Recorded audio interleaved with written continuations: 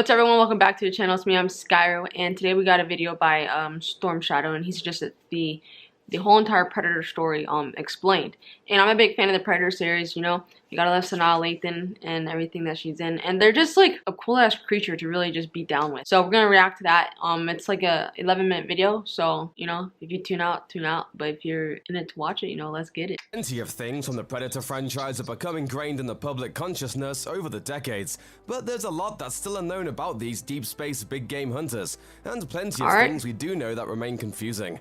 We're here to help sort it out. Like, there's a lot we don't know look about how the predators. cool this creature For example, is. the word predator is just what Earthlings call these monsters. We took a vote. Predator's cooler, right? Their language in the movies appears to be a collection of clicking noises represented through a complex series of dashes and writing, so we're never quite sure what they prefer to be called. That said, the Predator Expanded Universe has revealed in the past that they're an alien species known as Yaucha, or the Hishkuten. We got that. According to the lore, that latter name is alien speak for the people who take territory. Whatever you want to call them, there are a handful So of interesting, broad because there's traits they always share the that come enemies throughout coming each film. into First their of all, the race territory. seems to be guided They're by a really just desire to protecting hunt their for sports. territory. Often they'll seek out whatever passes for the greatest warriors in a given area and stalk them as a trophy game. This thing is hunting us. All of us. They've even been known to pass on human beings that don't pose an immediate threat or challenge, hinting that they might be guided by a twisted sense of honor or sportsmanship. They also seem to typically hunt in units. Pause. You kind of get the idea of that sense of sportsmanship, because if you remember the one with Sanaa Lathan, like, you got that whole vibe, like, he's really not trying to kill her, he wants to protect her and, like, kind of, like, do the right thing by her, you know what I'm saying? Alright, let's continue, though. It's of no more than 3.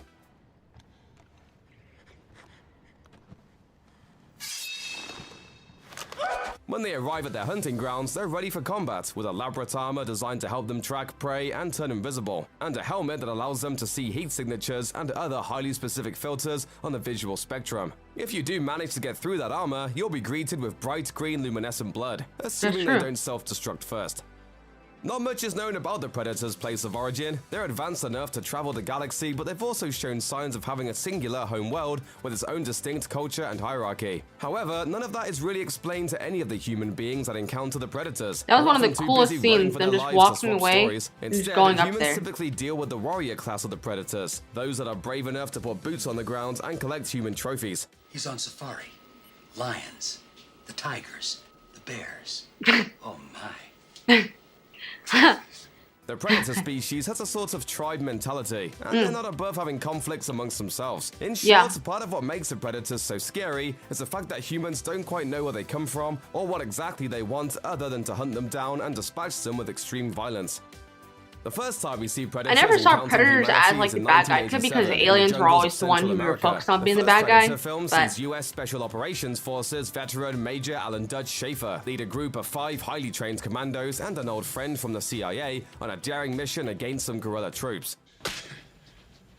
On their way to the extraction point, the group of mercenaries finds itself stalked by something that picks them off one by one. Despite their training, they are simply no match for their bigger, stronger, and more technologically advanced opponents. I'm gonna rewatch However, the armor whole starts to entire crack when Predator Dutch series. realizes that the creature seems to be hunting for sport. When he sees it ignore an unarmed female captive. Run! Go! Get to the chopper! Dutch also discovers a strategic advantage in the midst of battle. When he's knocked into the mud bank of a river, the Predator has a tough time seeing him because being covered in cold mud has reduced his heat signature. Armed with some camouflage and makeshift traps, he engages the creature once more.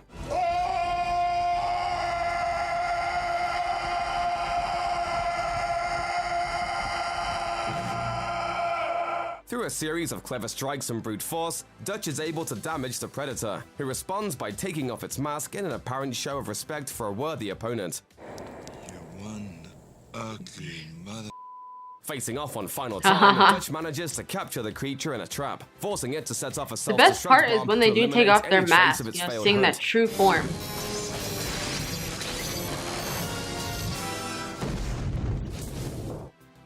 The Predators return years later for 1990's Predator 2. After witnessing the heroism of Police Lieutenant Michael R. Harrigan, this new Predator proceeds to hunt the cops and robbers in his orbit. Harrigan unknowingly tracks the monster before encountering Agent Peter Keyes, who informs him that the US government is aware of the extraterrestrial threat. alien.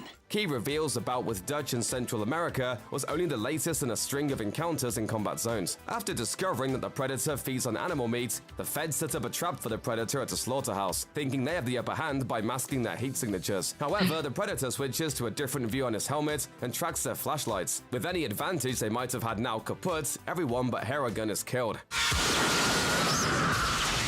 Eventually, Harrigan chases a predator to its ship and engages it in single combat. After he scores a narrow win, several more predators encloak We gotta themselves and react to collect that their fight dead scene, comrade's huh? body. They present Harrigan with an Sorry guys, I'm not anti-pistol talking as a as much trophy because I'm for really batting just their interested, you know, champion just and allow watching. him to leave the ship unharmed before they take off in defeat. This is where things get complicated. The same year, fans caught a brief glimpse of a xenomorph skull in Predator 2, Fox, which owned both the Alien and Predator movie franchises, licensed a series of crossover comic tie-ins that eventually led to the 2004 film Alien vs. Predator. Though not well received critically, AVP provides perhaps the biggest glimpse into the culture and the purpose of the Predators. In the film, a group of scientists led by industrial tycoon Charles Bishop Weyland discovers an underground pyramid some 2,000 feet beneath the ice in Norway. Weyland leads the team on an exploratory mission, just as a trio of predators arrive at the entrance to the pyramid. Through their exploration, they learn that the predator species created the xenomorphs from early humans, who had worshipped the invaders This was as my gods favorite and one. allowed themselves to be transformed into the ultimate prey. Every 100 years, the predators return to create and hunt the human sacrifices, turn xenomorphs in a rite of passage for their species.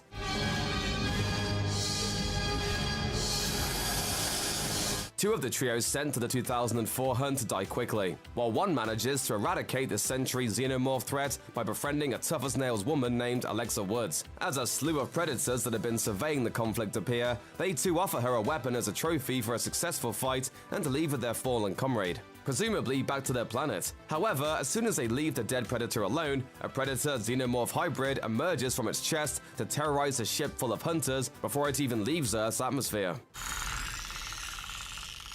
Alien vs. Predator was followed by a sequel, Aliens vs. Predator Requiem. But there's an ongoing debate over whether these films count as canonical for either franchise. When Ridley Scott returned to the Alien franchise for the prequels Prometheus and Alien Covenant, he completely I ignored have the AVP yet story of to the see xenomorph's origins. Prometheus.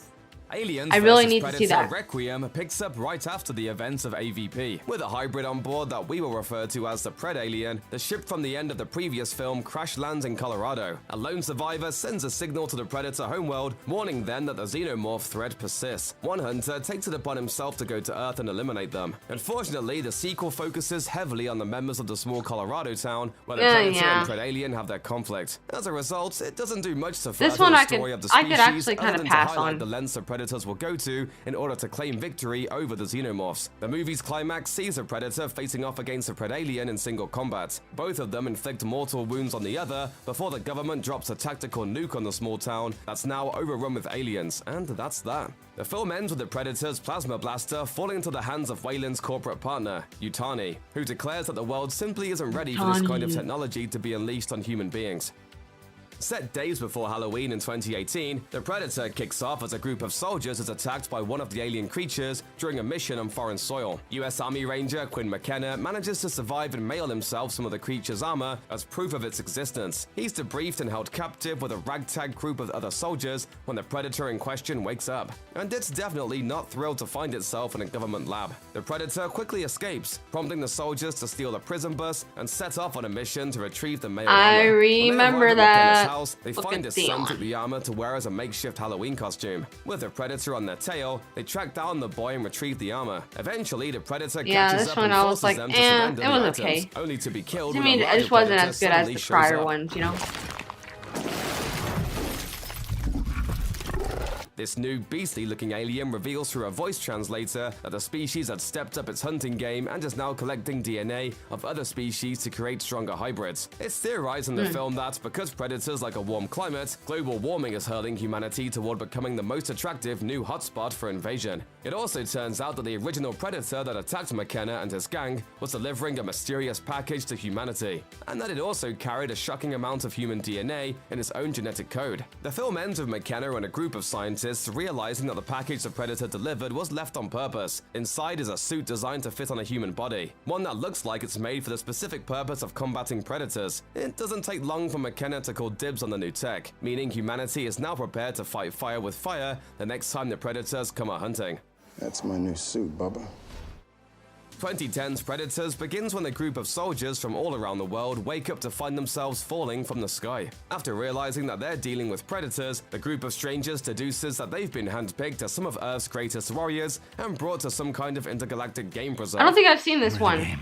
Their theory is proven right when they discover a madman who has survived on a new planet for what he calls 10 seasons by scavenging and hiding. He also reveals that there is a blood feud between the normal-looking predators that fans have seen in previous movies and new, larger predators. It seems that the predators' DNA splicing We gotta watch eventually that went one. awry, causing a rift among the species. While it seems that the predators use the game preserve to sharpen their hunting skills, it's also possible that the technology brought to Earth in the Predator made it so the planet is no longer a viable hunting ground, which clearly hasn't stopped them from bringing the hunt to their own turf. Sadly, although 2 members of the party defeat the monsters, they fail in their mission to get off the planet and back home to safety. As a result, no one on Earth knows about this new strategy Kind of of a kidnapping humans to hunt spoiler. off planet, meaning McKenna's cool new But suit may be useless to save still wanna see humanity it. after all.